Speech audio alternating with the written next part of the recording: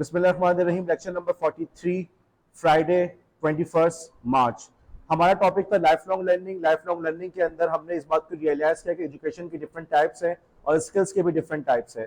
यहाँ पहुँच के फिर हमने डिटेल में हमने इस बात को डिस्कस किया कि फॉर्मल एजुकेशन क्या होती है, इनफॉर्मल क्या है, नॉन फॉर्मल क्या है, तीनों के दरमियान क्या फ़र्क है और किसको किस मौके पर इस्तेमाल किया जा सकता है। और एग्जामिनेशन पॉइंट ऑफ व्यू से इंपॉर्टेंट सवाल है, मेरे एग्जाम के हवाले से भी और कराची यूनिवर्सिटी के एग्जाम के हवाले से भी। मुमकिन आपके पास सिनेरियो बेस आ जाए मेरे पेपर के अंदर और आपको डिफरेंशिएट करना हो या आपको सजेस्ट करना हो कि इस मौके पे वो किस किस्म की एजुकेशन को यूज करके फॉर्मल या नॉन फॉर्मल या इनफॉर्मल के जरिए अपने स्किल्स का जो भी आपका सिनेरियो के अंदर जिस कैरेक्टर का जिक्र होगा वो क्या कर सकता है। ठीक है, उसके बाद फिर हमने स्किल्स की टाइप की बात की। हमने बताया हमारे पास तीन किस्म के स्किल्स हैं, हार्ड स्किल्स, सॉफ्ट स्किल्स और लाइफ स्किल्स। ये हार्ड, सॉफ्ट और लाइफ के जो हार्ड और सॉफ्ट के दरमियान डिफरेंशिएशन है, ये यूएस आर्मी ने अपने ट्रेनिंग मैनुअल के अंदर 1972 के अंदर उन्होंने इस बात को स्किल्स को दो हिस्सों में डिवाइड किया था, हार्ड स्किल्स के अंदर और सॉफ्ट स्किल्स के अंदर। वदिशा, वशरा, ये सॉफ्ट स्किल्स की क्या एग्जांपल्स होंगी? तो सॉफ्ट स्किल्स की बुनियादी डेफिनेशन क्या है, क्या बुनियादी प्रॉपर्टी क्या है? जी सोहा।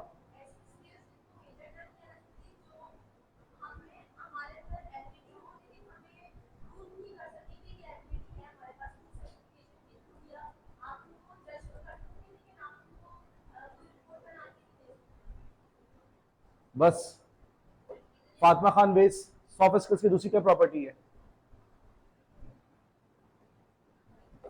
सॉफ्ट स्किल्स के अंदर देखो दो प्रॉपर्टी है। नंबर वन, उसको मेजर नहीं कर सकते, ये हो गई एक बात। और दूसरी बात, उसका ताल्लुक आपके इंटरपर्सनल स्किल से है, लोगों के साथ बाहमी आपका कैसा ताल्लुक है, कैसा रवैया है। ओके, इस बात को देखो ध्यान में रखना, वरना टाइम मैनेजमेंट या ये भी एक ऐसा स्किल है जिसको आप मेजर नहीं कर सकते। प्रोडक्टिविटी भी एक ऐसा स्किल है जिसको आप मेजर नहीं कर सकते। क्रिटिकल थिंकिंग को मेजर नहीं कर सकते, लेकिन ये सॉफ्ट स्किल्स में नहीं आते। सॉफ्ट स्किल्स के अंदर सिर्फ वो स्किल आएंगे जिसका ताल्लुक आपके बाहमी ताल्लुक से है, कि आप लोगों के साथ टीम के अंदर किस तरीके से क्या अपना रोल प्ले कर सकते हैं। ठीक, अब उसके अंदर कौन कौन से स्किल आ जाते हैं? Collaboration, communication, leadership, team work, ऐसी तमाम चीजें जिसका ताल्लुक आपकी अपनी टीम से है, टीम के साथ आप किस तरह से काम कर रहे हैं। ओके, अच्छा अब लाइफ स्किल की बात करते हैं। लाइफ स्किल की क्या प्रॉपर्टी है उस्मा?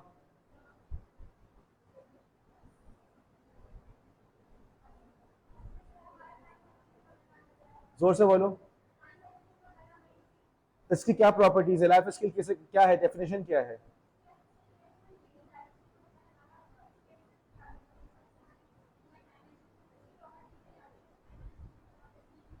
मासूमा,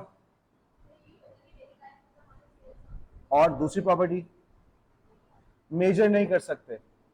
समझो, देखो स्किल्स को दो हिस्सों में डिवाइड करो, हार्ड स्किल्स, स्किल्स जिनको मेजर कर सकते हैं, जिनको मेजर नहीं कर सकते। जिनको मेजर कर सकते हैं वो कौन से हो गए? Hard skills. जिनको मेजर नहीं कर सकते वो दो किस्म के हो गए। सॉफ्ट स्किल का ताल्लुक किससे और लाइफ स्किल का ताल्लुक डेली लाइफ से, जिसको जो जिंदगी के तमाम पहलुओं पे अहाता करती हो, वो किसी जिंदगी के एक पहलू या किसी एक हिस्से तक महदूद ना रह सके। ठीक है, बस इतनी सिंपल सी बात है। कभी भी तुमसे पूछा जाएगा तुमने ये दोनों बातों को मेंशन करना है, सिर्फ ये कहना काफी नहीं है कि मेजर नहीं कर सकते। ठीक है, अगेन देखो ये कराची यूनिवर्सिटी वगैरह का जो हमारे एग्जाम होते हैं उसके अंदर उनके पास ये गिने चुने टॉपिक्स हैं, वो इन्हीं टॉपिक्स पर सवाल बना के देते हैं, प्रैक्टिकल वो आपका ले नहीं सकते। ठीक है, तो इन चीजों को सही से समझना तुम लोग के लिए जरूरी है। सॉफ्ट स्किल्स को मेजर नहीं कर सकते और इसका ताल्लुक आपके इंटरपर्सनल स्किल्स से है, किस तरीके से दूसरों के साथ आप बिहेव कर रहे हैं। और लाइफ स्किल्स का ताल्लुक जो है उसको भी मेजर नहीं कर सकते, लेकिन वो जिंदगी के हर पहलू के ऊपर, जिंदगी के हर शोबे के ऊपर उसका असर हो रहा होता है। अगर आपकी प्रोडक्टिविटी अच्छी है, अगर आप फिजिकली फिट है फॉर एग्जाम्पल, तो आपकी फिजिकल फिटनेस घर पे भी है, ऑफिस में भी है, यूनिवर्सिटी में जा रहे हैं वहां पे भी है। सही है, अगर आपकी प्रोडक्टिविटी अच्छी है तो इसका असरात जो होंगे आपको नजर आएंगे जिंदगी के हर शोबे के अंदर। इस बात को समझ जहन में रखना। देखो उसके बाद मैं एक बार फिर इस टॉपिक को रिपीट कर रहा हूँ, मैंने कल भी इस बात को रिवाइज समझाया था ब्लॉगिंग के हवाले से।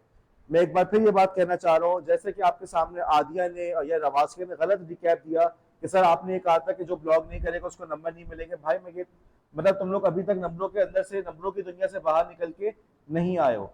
मैं ये बात बता रहा हूँ कि कुछ लोगों ने यह एतराज किया कि सर हम ब्लॉग कर रहे हैं और हमारे ब्लॉग पे लाइक्स नहीं मिल रहे, या उसको कोई शेयर नहीं कर रहा, राइट?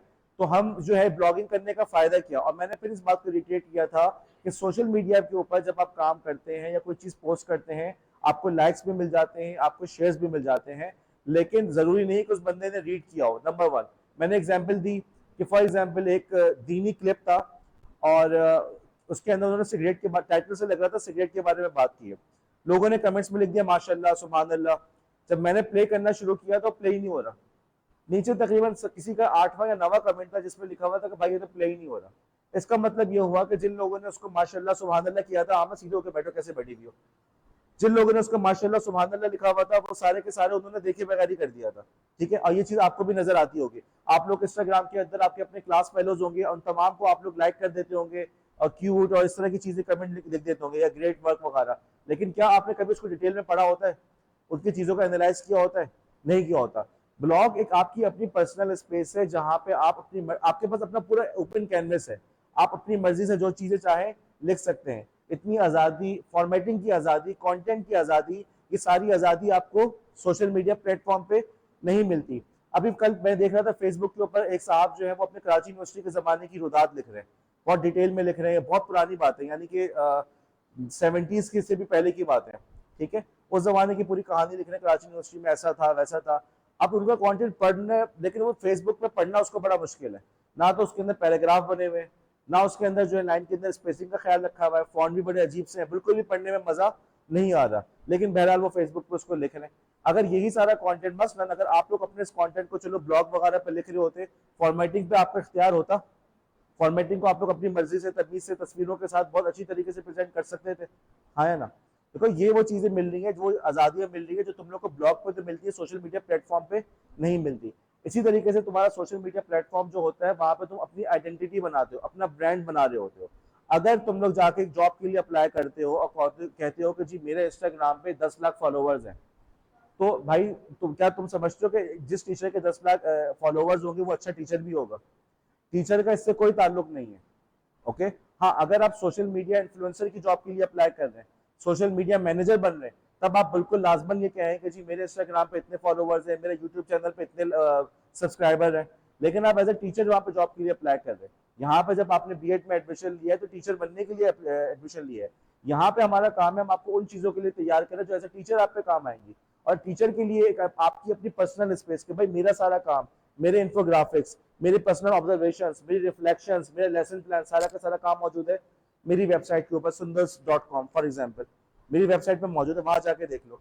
देखो तुम्हारा अपना पर्सनल ब्रांड बन रहा है। क्या ये चीज फेसबुक या इंस्टाग्राम से पॉसिबल है कि वहां पर तुम इतनी तरह तरह की डिटेल कंटेंट डाल सकते हो? ठीक है, तो ब्लॉगिंग की इंपॉर्टेंस को समझो कि वहां पे तुम अपने सब्जेक्ट के ऊपर अथॉरिटी बन रहे हो।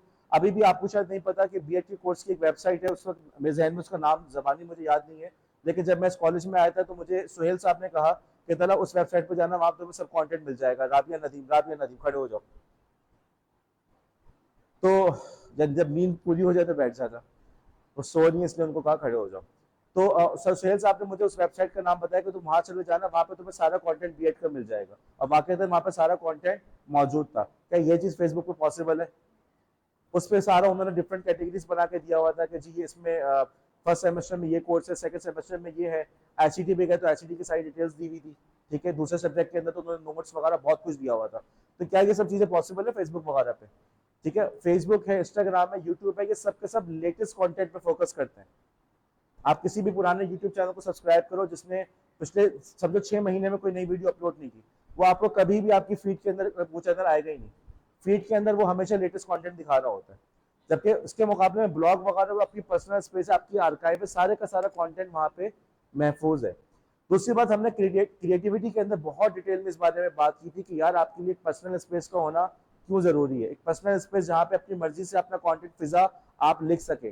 तो भाई ब्लॉगिंग की इस वजह से इंपॉर्टेंस है, इसलिए आपको ब्लॉगिंग को कंटिन्यू करना चाहिए। ये बात हो गई। अब आ जाते हैं वापस उस पॉइंट पर जो आदिया और रवासिया ने किया था कि भाई मैं इस सेमेस्टर के अंदर आप लोग का सारा काम किस पे चेक करूंगा? ब्लॉग पे चेक करूंगा, आपने ब्लॉग पे कितना कंटेंट लिखा हुआ है, कितना ज्यादा लिखा हुआ है। मुझे मालूम है कि आप लोग पिकनिक पे गए, मुझे ये भी पता है कौन कौन गया था, मुझे ये भी पता है कि गवर्नर हाउस कौन कौन गया था। मैं ये तमाम चीजें ब्लॉग पे देखूंगा कि उन लोगों ने इस बारे में लिखा था या नहीं लिखा था। मुझे पता है कि किन लोगों ने क्विज में पार्टिसिपेट किया। मुझे ये देखूंगा उन्होंने क्विज के बारे में अपना कोई फीडबैक दिया नहीं दिया, कि हम गए थे वहां जाके क्या हुआ। सब पीछे मुड़ के देखने की जरूरत नहीं है। जो लोग ने यहाँ भी पार्टिसिपेट किया उन्होंने इस बारे में लिखा है नहीं लिखा, और जिन लोग जीत गए उन्होंने इस बारे में क्या लिखा। मैं तो आपको एक ही कंटेंट यहाँ पे चेक करना चाह रहा हूँ। मेरा मकसद क्या था, मैंने आपको बार बार समझाया था कि यार हफ्ते में 2 से 3 पोस्ट तुम लोग लाजमन ब्लॉग के ऊपर लिखो। अब लोगों ने, मैंने उस वक्त आप लोग को सिर्फ मोटिवेट करने के लिए और गाइड करने के लिए कहा था कि आप लोग जो प्रैक्टिकल पे जा रहे हो तो वहां के लेसन प्लान वगैरह उसके अंदर लिख देना, राइट। वो तो सिर्फ आपको पुश करने की, धक्का स्टार्ट करने के लिए कहा था। अब ये थोड़ी तो उसी पर तुम लोग जाके बैठ जाओ कि सर प्रैक्टिकम का लिखा, और लोगों ने प्रैक्टिकम का भी पूरा नहीं लिखा था, मैं आपको ये भी बता दूं। लोगों ने प्रैक्टिकम का भी पूरा नहीं लिखा था, जबकि मैं तो आपसे इससे ज्यादा की तवक्को रख रहा हूँ, ठीक है। तो मेरे इस पेपर के बारे में, चीजों के बारे में बिल्कुल संजीदगी से सोच बता रहा हूँ। मेरा जो अपनी दफा पेपर आएगा वो इंतहाई बहुत ज्यादा सिनेरियो बेस्ड होगा, जो पिछली दफा से ज्यादा। और मैं जब प्रिंसिपल साहब से कुछ चीजें कंफर्म करवानी है इंशाल्लाह ताला, वो पेपर मैं समझता हूँ जिन लोगों ने लेक्चर सही से समझे होंगे वही कर सकेंगे, नोट्स वगैरह से कोई फायदा नहीं होगा। और मैं अपने एक्सपीरियंस की बुनियाद पर बता रहा हूँ कि हमारी क्लास में से चंद एक दो बच्चे होते हैं जो इसके समय पेपर को समझ पाते हैं, क्योंकि आप लोग जो पीछे से पढ़ते हुए आ रहे हैं, डाटा बेस सिस्टम से आ रहे हैं, तो ये जो नॉलेज को अप्लाई करने वाला जो सवाल आते हैं वो आप लोग एन मौके पे नहीं कर पाते। अब आपके पास होने का दारोमदार क्विजेस पर है और असाइनमेंट के ऊपर है। और असाइनमेंट क्या है आपका, ब्लॉग। तो भाई जो भी अला बला तुम्हारे जहन में आता है उसको लिखना शुरू कर दो। वहां एक स्टूडेंट ने जासरा उससे काफी डिटेल में लिख रही है, मेरे कहे बगैर। एक उसने पोस्ट बना दी पोएम की, एक उसने पोस्ट बना दी कॉलेज में का यूं हुआ, एक पोस्ट में उसने रेसिपी डाल दी। तो हर किस्म का कंटेंट वो उसके ऊपर डाल रही है। तो आप लोग से भी मैं यही समझता हूँ, बल्कि वहां तो एक दो स्टूडेंट्स ने काफी अपने पर्सनल मामला को भी उसमें लिखा है, अपने घर के इश्यूज वगैरह भी लिखे। और मैं समझता हूँ कि उन्होंने इस वजह से लिखा कि एक तरह से उनको अपना एक होता है ना दिल का गुबार निकालना, तो उन्होंने इस तरह की उस स्पेस को इस्तेमाल किया। मैं जाहिर सी बात इस किस्म के लिंक्स आप लोग से शेयर नहीं करूंगा। कॉलेज की अपने एक स्टूडेंट का अपनी प्राइवेसी है और वो खुद शेयर करना चाहे तो एक अलग बात है, लेकिन मैं आप लोग को इंकरेज करना चाह रहा हूँ। आप लोग के पास 10 क्यों बातें लिखने को है। आप में से कितने लोग मेरे पास आके मुझे अपनी कहानियां सुना रहे होते हैं। सुंदर ने मुझे अपना बताया कि जी ये दूसरी यूनिवर्सिटी में भी थी, वहां पे जाकर उन्होंने पढ़ा, उस बारे में भी तो लिख सकती है, वहां के एक्सपीरियंसेस लिख सकती है, वहां का यहाँ का कंपेरिजन लिख सकती है। निम्रा ने जो है पिछले सेमेस्टर में कुछ अर्से तक जॉब की है, वो जॉब का एक्सपीरियंस भी तो लिख सकती है। तो मुझे कुछ कहने की जरूरत नहीं है, गाइड करने की जरूरत नहीं कि तुम इस टॉपिक पे लिखोगे, अपनी मर्जी से जो चाहे लिखना लिखो। लाइबा बीमार थी, लाइबा अपनी बीमारी के बारे में लिख दें, लिखने में क्या है। तो यार आपकी पर्सनल स्पेस है, उसको इस्तेमाल करो, उसमें चीज लिखो। आपके कंटेंट को देखते हुए मैं आपको जज करूंगा। अगर आपके कंटेंट नहीं है, अगर आपके असाइनमेंट्स मुझे वहां नजर नहीं आ रहे, फॉर एग्जांपल अभी इंशाल्लाह इसी वीकेंड पे आप लोग को इन्फोग्राफिक्स का असाइनमेंट मिल जाएगा, मैं उसको ब्लॉग पे चेक करूंगा। अभी जो हम लोग काम करें ऑनलाइन कोर्स का, वो भी आप लोगों ने वही सबमिट करवाना है। तो मुझे वो चीजें नजर नहीं आई, मुझे कंटेंट नजर नहीं आया, मुझे डाइवर्सिटी नजर नहीं आई, तो मैं आप लोग को मार्क्स नहीं दूंगा। ओके, और काइंडली इस बात से बाहर निकल के आ जाए, इस माइंडसेट से कि सर ने धमकी दी थी, सर ने कहा था मार्क्स नहीं दूंगा, ये वाली बात नहीं है भाई। मैं आपको ये समझाना चाह रहा हूँ कि ये वो पॉजिटिव एक्टिविटीज है जो इंशाल्लाह ताला आपकी जिंदगी में आपके काम आएंगी। अब तक तो आप लोग को भरोसा कर लेना चाहिए कि सर इतने भी बेवकूफ नहीं है, कुछ समझा रहे होते हैं तो कुछ सही से बात समझा रहे होते हैं। अब हम अगला टॉपिक शुरू करते हैं, ऑनलाइन कोर्सेज का।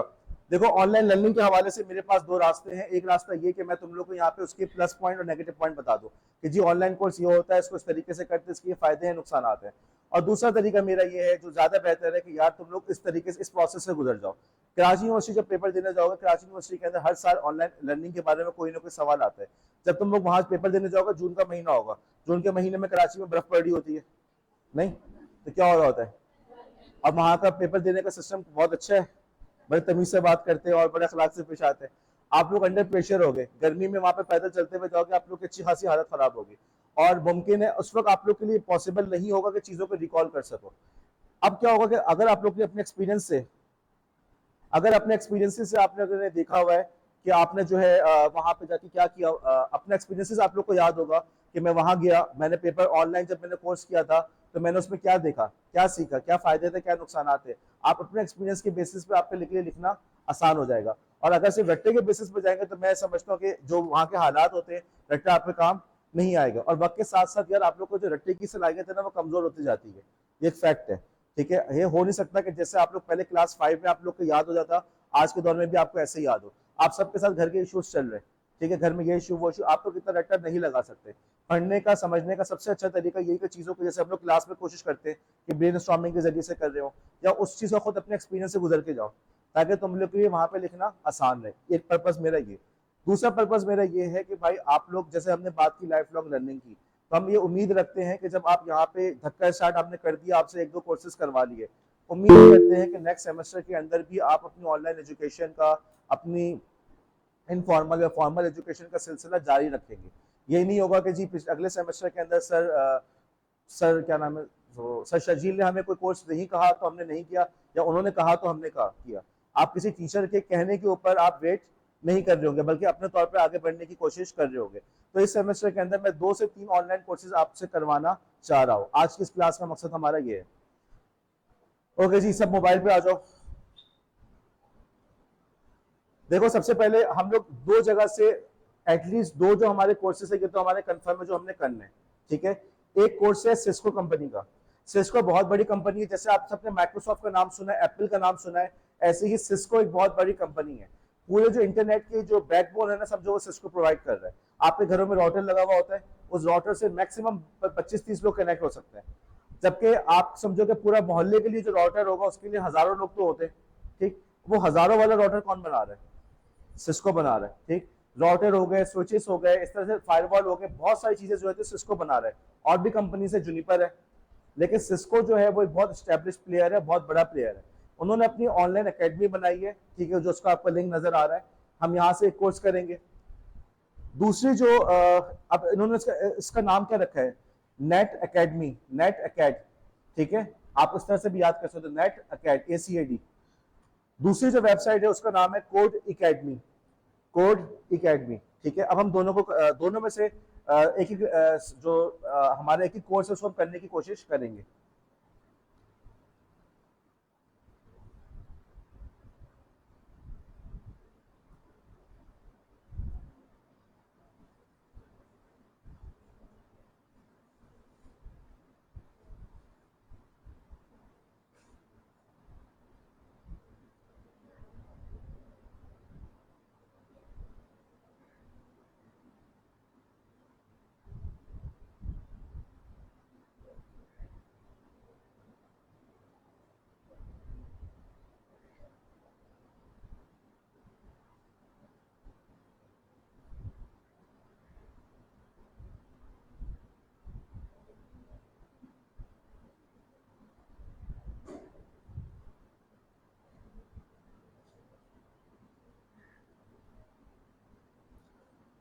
ओके, हम लोग सबसे पहले, अब मैं आप लोगों के सामने कोर्स करके दिखा रहा हूँ। सबसे पहले लेट्स से हम चले नेट एकेडमी के ऊपर।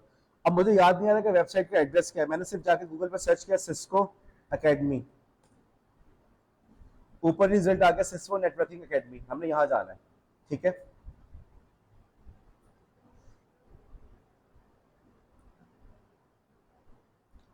यहाँ पहुंच के हम गए लॉगिन के ऊपर। आपने कहा हमने अकाउंट नहीं बनाया हुआ, कोई बात नहीं, परेशान ना हो, सीधा लॉगिन पे चले गए।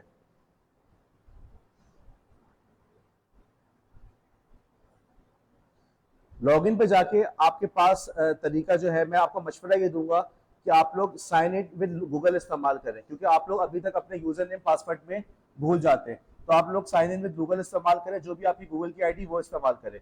किसी ने कहा कि सर हम कौन सी वाली आईडी इस्तेमाल करें, अपने भाई की या फादर की, या जो हमने क्विज में लिखाई है। भाई आपकी मर्जी, आप जो चाहे आईडी इस्तेमाल करें। मेरा आपसे आईडी का ताल्लुक ईमेल और क्विज की हद तक है। यहाँ पे आपकी मर्जी, जो चाहे आईडी इस्तेमाल करें। अलबत्ता मैं पिछले सेमेस्टर में बहुत तफसील से बता चुका हूँ कि आपकी ईमेल आपकी डिजिटल आइडेंटिटी है, तो आपका अपना ईमेल, प्रॉपर ईमेल एड्रेस होना चाहिए, आप उसको फॉलो करें।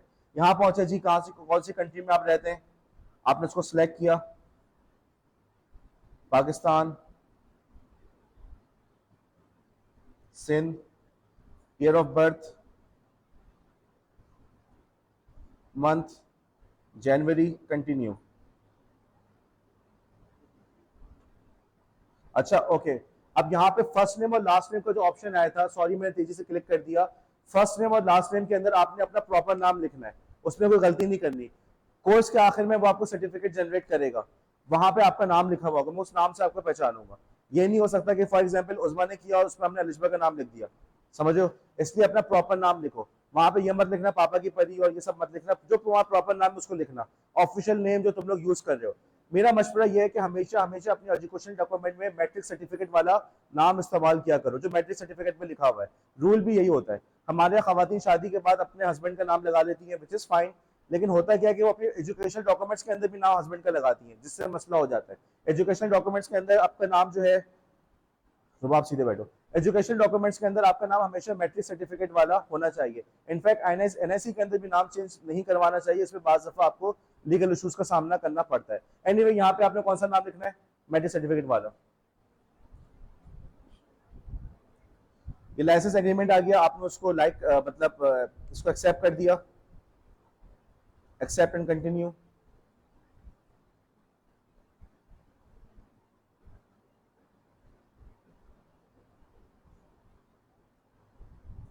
अब इनके बेतहाशा कोर्सेज मौजूद हैं, ठीक है। आप एक्सप्लोर पर चले जाओ, एक्सप्लोर पर जाके देख लो, ठीक है। फ्री कोर्स पे क्लिक कर लो, जिस पे आपने करना है उस पे चले जाओ। हम लोग जो कोर्स करेंगे सेमेस्टर के अंदर, उसका नाम है इंट्रोडक्शन टू साइबर सिक्योरिटी। किसी ने कहा कि सर हम वो वाला कोर्स क्यों ना कर ले, डिजिटल लिटरेसी का भी कोर्स है। भाई कोर्सेज बहुत सारे हैं और सारी सी बातें, सारे कोर्स में मैं यहाँ नहीं कराऊंगा, आप लोग अपने तौर पर जो चाहे कोर्स कर ले। मैं ये समझता हूँ कि हम लोग की जो नीड है वो साइबर सिक्योरिटी के हवाले से ज्यादा है, क्योंकि मुझे अभी भी आप लोग के अंदर वीकनेसेस नजर आ रही हैं, अभी भी आप लोग ईमेल या पासवर्ड वगैरह का सही से ख्याल नहीं रख रहे। बहरहाल मशवरा है कि आप लोग साइबर सिक्योरिटी वाला कोर्स कर लें, और हमारे पेपर में उससे भी सवाल आएगा।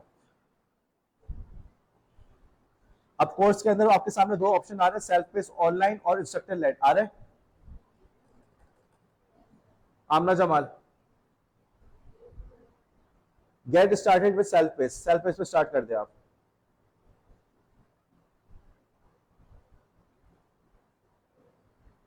अब किसी ने कहा कि सर हम जो है वो कोर्स एरा जो है ना उसको क्यों नहीं यूज कर लें। देखो कोर्स एरा भी है, बहुत सारी वेबसाइट्स है, कोर्स एरा, ईडीएक्स, बहुत सारे। हमारा मकसद, मेरा मकसद ये है कि उन ऑनलाइन कोर्सेज को टच कर ले जहाँ पे इंटरफेस थोड़ा सा डिफरेंट है, ठीक है। कोर्स एरा का इंटरफेस बड़ा सिंपल सा है, वो वीडियो चलती है, नीचे सवाल आते हैं, बहुत आसानी से काम हो जाता है। लेकिन इनका इंटरफेस थोड़ा डिफरेंट है। मैं चाहता हूँ कि यहाँ पे क्लास के अंदर आपको डिफरेंट जो इंटरफेसेस हैं इससे इंट्रोड्यूस कर दो। कल करना जब इंशाल्लाह ताला अगले सेमेस्टर्स के अंदर पोस्ट ग्रेजुएशन के बाद आप लोग अपनी ग्रेजुएशन के बाद कोर्सेज कर रहे होंगे, तो आप इंटरफेस देख के घबराएंगे नहीं, क्योंकि जो डिफरेंट इंटरफेसेस होंगे वो आप यहीं पे ऑलरेडी क्लास के अंदर एक्सपीरियंस कर चुके होंगे।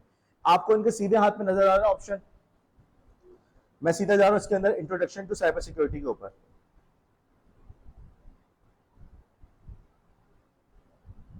इनका जो है कोर्स यहाँ पे स्टार्ट हो गया, आपने स्क्रॉल करना शुरू किया, वीडियो आ गई, वीडियो चला लें, मैं वीडियो को फिलहाल स्किप कर रहा हूँ, आगे चले गए। अब तुम देख रहे हो जैसे जैसे मैं आगे बढ़ रहा हूँ, सीधे हाथ पे उल्टे हाथ पे नजर आ रहा है कि वो खुद ब खुद उसकी हेडिंग का स्टाइल चेंज होता जा रहा है, देखा, ठीक है। अच्छा, अब तुमने करना क्या है कि तुमने अपने ब्लॉग के अंदर इस तरीके से यहाँ पे जो काम कर रहे हो ना, इसकी स्क्रीनशॉट लेकर तुमने प्रोग्रेस पे डालना है। तुम ब्लॉग पोस्ट बनाओगे कि मैंने आज ये कोर्स शुरू किया, आज मेरी इतनी प्रोग्रेस हुई है। प्रोग्रेस के लिए तुमने यहाँ पे साथ से इसका स्क्रीनशॉट लिया, स्क्रीनशॉट लेकर तुमने अपनी वेबसाइट, अपने ब्लॉग के ऊपर डाल दिया। किसी ने कहा कि सर मैं स्क्रीनशॉट कैसे लूँ, भाई अगर नहीं समझ में आता तो मोबाइल से तस्वीर खींच लेना, तस्वीर खींच के डाल देना। और अगर थोड़ी सी हिम्मत हो तो भाई मोबाइल आपके विंडोज के अंदर स्निपिंग टूल होता है, विंडोज खोलो, उस पर सर्च करना है स्निपिंग, विंडोज से की होती है, उसको दबा के लिखना है स्निपिंग, SNIPPING, तो स्निपिंग टूल आ जाएगा। आप स्निपिंग टूल की मदद से किसी भी स्क्रीन का स्क्रीनशॉट ले सकते हैं, ठीक है। अच्छा देखो ये सवाल आ रहा है, यहाँ पे वो आपसे सवाल पूछ रहे हैं, आपने सवाल समझा और आपने उसका जवाब देने की कोशिश की। हम ट्राई कर लेते हैं, और मैं बस फिलहाल जल्दी से बस तुक्के में आंसर लगा रहा हूँ। मैंने इसको सबमिट किया, उनका जवाब आ गया कि जी दैट्स नॉट क्वाइट राइट, आपने जवाब सही नहीं दिया। वापस गए, अब दोबारा मैंने इसको रीसेट किया, उसके बाद दोबारा मैंने इसका जो आंसर था उसको सिलेक्ट करके दोबारा उसको सबमिट करने का ऑप्शन किया। वो कह रहा है ये भी सही नहीं है। अब मैंने इस पर क्लिक किया, शो करेक्ट आंसर, इसने मुझे करेक्ट आंसर शो कर दिया। तो भाई ये दो ऑप्शन थे जो कि करेक्ट थे, JDO और J.12। इसको दोबारा रीसेट किया, JDO और J.12 को सिलेक्ट किया और सबमिट किया, ठीक है। जैसे अब देखो जैसे सबमिट हुआ तुम्हें उल्टे हाथ में टिक मार्क बना हुआ नजर आ रहा है, ठीक है। इस तरीके से तुम लोग कोर्स को पूरा करते जाओगे, पूरा कोर्स कंप्लीट करोगे, और कोर्स कंप्लीट करने के बाद अब देखो एक और इस तस्वीर देखो, 1.1.6, यहाँ पे वो कह रहा है select the images for more examples which may not be obvious. आपने इमेज पे क्लिक किया, डिस्क्रिप्शन आ गया, ठीक है। दूसरे इमेज पे क्लिक किया, दूसरे का डिस्क्रिप्शन आ गया, और जैसे ही दोनों पे क्लिक कर दिया देखो सीधे हाथ पे तुम्हारा टिक बना हुआ आ गया, हाँ या ना, उल्टे हाथ पे टिक बना हुआ आ गया। अब देखो अभी तक हमने क्या किया, हमने ये देखा कि इनका इंटरफेस इस तरीके से है कि उनकी लेफ्ट साइड के ऊपर नेविगेशन बार चल रही है, जैसे जैसे आप चल रहे आगे चलते जा रहे हो प्रोग्रेस शो कर रहा है।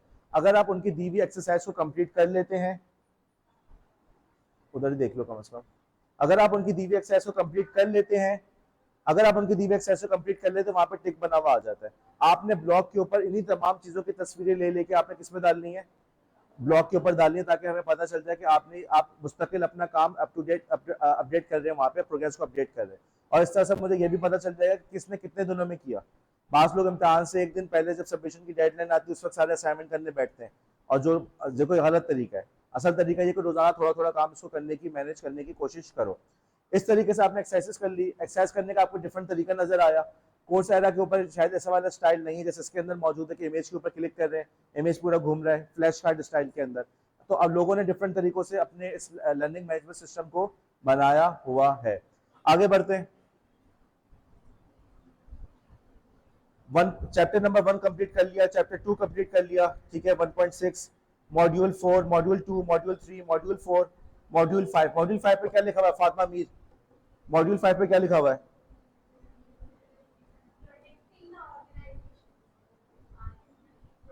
बिस्मा मॉड्यूल 5 में क्या लिखा हुआ है? आखिर में दिया हुआ है फाइनल एग्जाम।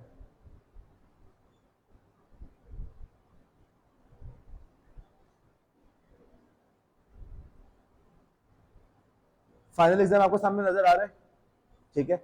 आखिर में सब तमाम मॉड्यूल्स आप कवर कर लेंगे, अपनी अपडेट अपनी प्रोग्रेस की तस्वीरें दे लेके आप ब्लॉग पे डाल देंगे। आखिर में आपने क्या करना है, फाइनल एग्जाम। फाइनल एग्जाम करने के बाद वो आपको एक कंप्लीशन का एक सर्टिफिकेट शो करेगा। बाज दफा सर्टिफिकेट के लिए आपको पे करना पड़ता है, नॉनदलेस इतना भी दिखा देना कि यू हैव कंप्लीटेड। आप उसी का स्क्रीनशॉट लेके वेबसाइट पे डाल दीजिएगा, ठीक है। बात समझ में आ गई? कोई सवाल? अब जो है हम दूसरी वेबसाइट को ट्राई करते हैं। दूसरी वेबसाइट का नाम क्या था, कुछ याद आ रहा है? बशरा, दूसरी वेबसाइट का नाम क्या था? Code academy. कोड ई अकेडमी था, उसको भी मैंने जाकर सर्च किया, कोड ई अकेडमी ऊपर आ गया सबसे पहले। कोड अकेडमी पे क्लिक किया। अगेन साइन अप के लिए मैंने गूगल के अकाउंट को ही यूज किया।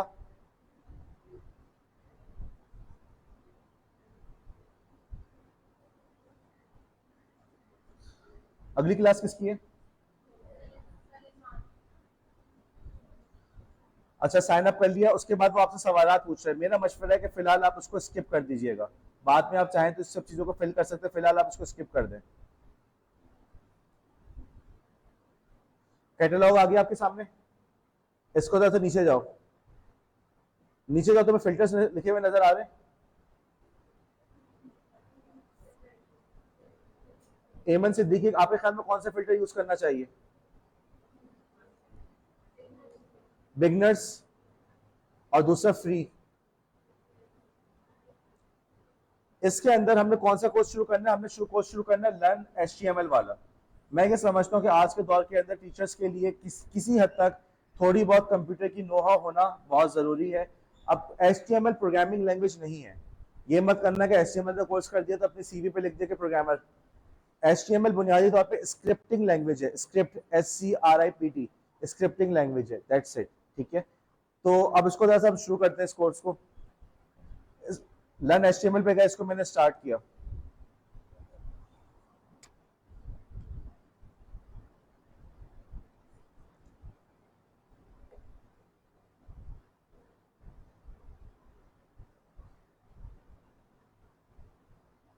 ऊपर लिखा हुआ है कनेक्टिंग टू कोड एकेडमी, अब कनेक्टेड लिखा हुआ आ गया। देखो इनका इंटरफेस डिफरेंट है। उल्टे हाथ पे ये अपने लेक्चर दे रहे हैं, बीच में उन्होंने आपको जो है एक कोड एडिटर दिया हुआ, जहां पे जाके अपने कोड की आप एडिटिंग कर सकते हैं, ठीक है। और सीधे उसके बाद बिल्कुल एक्सट्रीम राइट के ऊपर उन्होंने उसका आउटपुट दिया हुआ है। अब क्या ये चीज आप लोग को कोर्स एरा पे कभी, जिन लोगों ने कोर्स एरा इस्तेमाल किया, क्या ये चीज वहां थी? नहीं किया? मैं बता रहा हूं वहां पे ऐसा नहीं है। अभी हम लोगों ने सिस्को वाला कोर्स किया था, क्या वहां पे ऐसा था? तो मैं बताना ये चाह रहा हूँ अगेन, देखो हर ऑनलाइन एजुकेशन का जो सिस्टम है, सबने अपना अपना LMS बनाया हुआ है, अपना अपना लर्निंग मैनेजमेंट सिस्टम बनाया हुआ है। लर्निंग मैनेजमेंट सिस्टम आपके कोर्स का हिस्सा है, ओके। बेहतर है कि तुम पहले ही इन तमाम चीज़ों से एक्सपीरियंस कर लो ताकि तुम्हें रट्टा ना लगाना पड़े। आपने सिस्को वाले को काम किया, सिस्को काम करके नजर आया कि इस तरीके से चल रहा है। अब जो है आप देख रहे हैं कि किस तरीके से जो है हम लोग कोड एकेडमी वाले वो किस तरीके से आपको लेक्चर दे रहे हैं, किस तरह से पढ़ा रहे हैं। सीधे हाथ पे उनका उनका लेक्चर मौजूद है। आपने उस लेक्चर को पढ़ा, नीचे गए, नीचे जाके उनकी इंस्ट्रक्शन आई हुई है। इंस्ट्रक्शन वो ये कह रहे हैं कि in the code editor to the right type your name in between H1 and H1 tag. Code editor कहाँ है? बीच में है, ठीक है। यहाँ पे हमने यहाँ पे नाम लिख दिया, जो भी नाम था, फॉर एग्जाम्पल हमने लिख दिया मिशाल। उसके बाद इसको रन किया। हाँ जी, नजर आ रहा है तुम लोग को? ठीक है। सीधे लेफ्ट पे क्या है? लेक्चर। बीच में क्या है? Code editor. और उसके बाद राइट के ऊपर बिल्कुल उसका आउटपुट आ रहा है। जब आपने एक दफा इसको कर लिया, अब आपका नेक्स्ट का बटन इनेबल हो गया। नेक्स्ट पे गए, अब एक दूसरा लेक्चर आ गया। वो आपने लेक्चर पढ़ा, नीचे गए, इसमें कोई इंस्ट्रक्शन नहीं है। इंस्ट्रक्शन के अंदर सिर्फ इतना वो कह रहा है कि इस डायग्राम को रीड करो, और आपने अपने वक्त के अंदर अपने वक्त में उसको फुर्सत से पढ़ लिया। दोबारा आप नेक्स्ट पे गए। अब फिर आपने इस पूरे लेक्चर को पढ़ा और नीचे गए इंस्ट्रक्शन के ऊपर। अब जब इंस्ट्रक्शन पे गए तो यहाँ पे वो कह रहा है कि यहाँ पे आप बॉडी का टैग ऐड करो। चूंकि मुझे आता है तो मैं जल्दी से खुद ही कोड एडिटर के अंदर बॉडी का टैग ऐड कर दिया। क्या नेक्स्ट का बटन इनेबल है इस मौके पे? सुन दोस्त, नेक्स्ट का बटन इनेबल है? नहीं है। जब मैंने इसको रन किया, अभी भी नेक्स्ट का बटन इनेबल हुआ। क्यों? क्योंकि अभी आपने सिर्फ एक इंस्ट्रक्शन पे अमल किया, दूसरी इंस्ट्रक्शन पे अमल नहीं किया। अब देखो इनका इंटरफेस कैसा है कि जैसे जैसे आप इंस्ट्रक्शन पूरी करते जा रहे हो तो वहां पे इंस्ट्रक्शन सीधे हाथ पे लेफ्ट पे इनेबल होते जा रही है। ऐसा ही है। जब हम पहले थे तो सिर्फ उसने पहली वाली इंस्ट्रक्शन इनेबल थी, दूसरी वाली इंस्ट्रक्शन इनेबल नहीं थी। जब एक दफा हमने कोड को रन कर दिया, उसने कहा जी आपने सही काम किया है, तो उसने दूसरी वाली इंस्ट्रक्शन भी इनेबल कर दी। दूसरी इंस्ट्रक्शन में वो क्या कह रहा है? वो कह रहा है कि भाई जो कुछ लिखा हुआ है उसको आपने उसके बीच में लिखना है। आप में से किसी ने कहा सर हम कॉपी पेस्ट भी कर सकते हैं। यार आप कॉपी पेस्ट, मेरा मशवरा यह है कि कॉपी पेस्ट करने के बजाय ना चीजों को टाइप कर लें। इससे आप लोग को कंप्यूटर या कीबोर्ड के साथ फेमिलियरिटी के अंदर आपका इजाफा होता है। तो ज्यादा बेहतर ये कि अपने हाथ से टाइप करें, कॉपी पेस्ट ना किया कीजिए।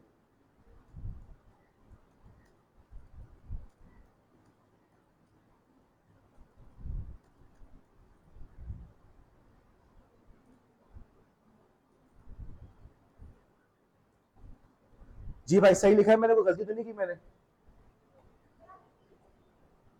क्या चीज?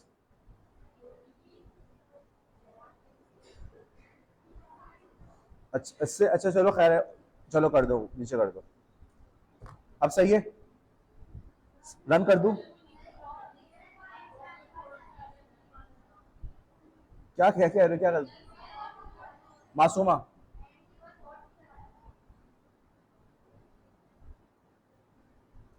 Life is very short and what we have to do must be done in the now. सही तो है? क्या कह रही है मैंने? अच्छा ओके जी, रन किया इसको मैंने। आपको सीधे हाथ पे उसका आउटपुट नजर आ रहा है और नेक्स्ट का बटन इनेबल हो गया। इस तरीके से आप इस पूरे कोर्स को, नेट एचटीएमएल वाले पूरे कोर्स को करेंगे। दो कोर्सेस हमने कवर हो गए, ये दो कोर्स तो आपने लाजमन करने हैं। इसके अलावा एक और कोर्स होता है माइक्रोसॉफ्ट ट्रेनर एकेडमी का। मैं आपको यहाँ पे सिर्फ इंट्रोडक्शन दे रहा हूँ कि आप लोग माइक्रोसॉफ्ट ट्रेनर एकेडमी के भी बहुत यूजफुल कोर्सेज हैं टीचर के हवाले से। अगर अभी नहीं, शायद अगर टाइम मिल जाए तो मैं सेमेस्टर में भी असाइन कर दूंगा। अपने तौर पर आप लोग को उसको लाजमन करना चाहिए। मैं दिखा दूँ मैं आपको। आपने जाकर सर्च किया Microsoft teachers academy, Microsoft educator academy नजर आ गया। इस पे गए। अब जाके आप जो है ना इसको पूरा आराम से तसल्ली से अकाउंट बना के देख लें। इसके अंदर इनके बहुत सारे, मैं समझता हूँ, यूजफुल कोर्सेज है। अब आपको नजर आ रहा है flip instruction with power point. देखो अभी हम लोग इंशाल्लाह नेक्स्ट वीक के अंदर फ्लिप क्लासरूम के ऊपर बात करेंगे। इसी तरीके से ब्लेंडेड लर्निंग क्या होती है, इसके ऊपर पूरा पूरा उन्होंने कोर्स बनाया हुआ है। और ये बड़े इजी से कोर्सेज है, मतलब कोई आपको ज्यादा मगजमारी करने की कोशिश जरूरत नहीं पड़ती। जो चीज आपको डिफिकल्ट लगेगी ना, वो डिफिकल्ट लगेगी एचटीएमएल वाला। इसके अलावा बाकी सारे कोर्सेज जो है ना उसके अंदर आपने सिर्फ पढ़ना है और उसको समझ के आपने उसका आंसर लिखना है। किसी ने कहा कि सर मुझे इंग्लिश समझ में नहीं आ रही तो मैं क्या करूं? तो भाई सबसे पहली बात, इंग्लिश नहीं समझ में आ रही आप कौन सा ऑप्शन यूज कर सकते हैं ट्रांसलेट का, translate.google.com। जो भी कोर्स का हिस्सा है, फॉर एग्जाम्पल अगर हम यहाँ चलते हैं इसके मॉड्यूल के ऊपर साइबर सिक्योरिटी का,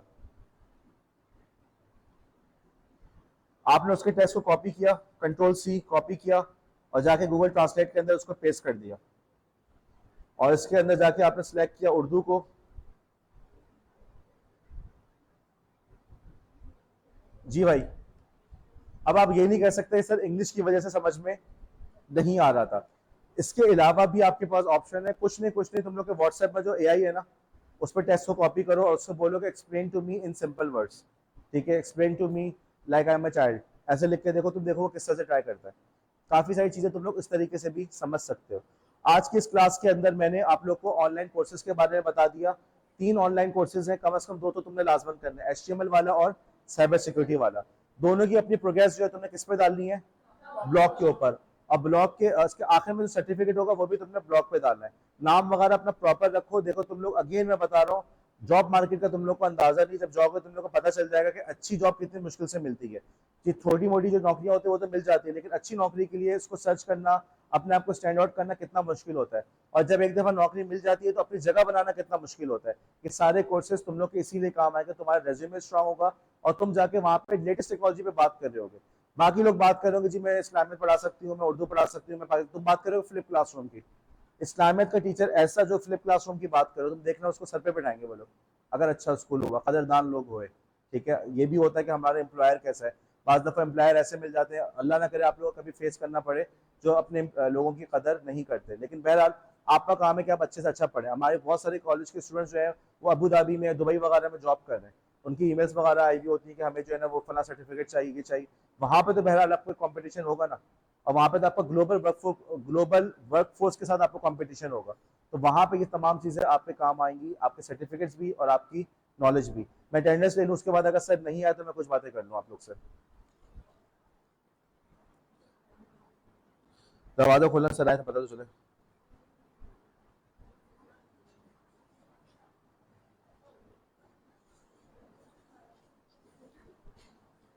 अलीशा सलीम, मनहा, फातिमा खान, बिस्मा, बिस्मा भी मुझसे क्लास के बाद बात करना, मासूमा, अलीशा अशफाक, आयशा खालिद, वजिया बतूल, समीरा अतीक, फातिमा मुझसे बात करनी है,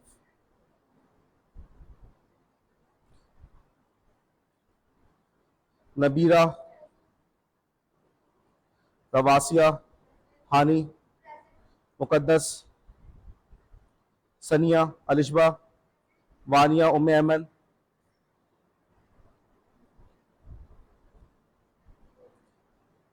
मरियम, वजिया फातिमा,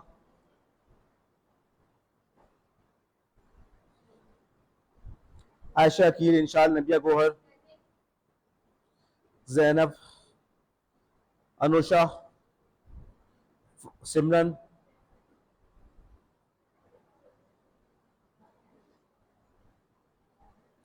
मनाइल सोहेल, वजिया हैदर, उज़मा, रुबाब, वशरा, रुमान, मरियम कमाल, मिशाल, फरूसा, सोहा, सबा, अदील, मनाहिल यमीन, आदिया, सबा सहर, अलीना, आमना अशरफ, एमन सिद्दीकी, रीना, अमान, मदीहा, मुनीबा, बानो, इशाल, फातिमा, इर्तिका, फसीहा, रिदा, रिदा बतूल, युसरा।